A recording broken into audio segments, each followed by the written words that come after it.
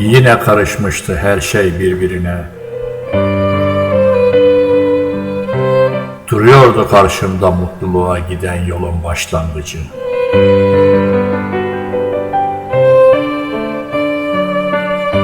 Attığım her adımda ayrı bir heyecan.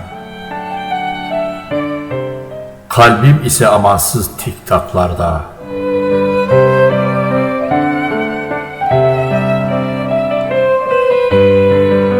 Durmuştu zaman, susmuştu diller.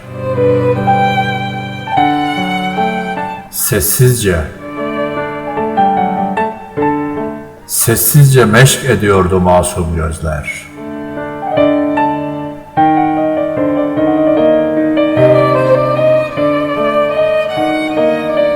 Sadece bir adım kalmıştı mutluluğa. Gönlüm coşkun bir nehir gibi akıyordu sana doğru.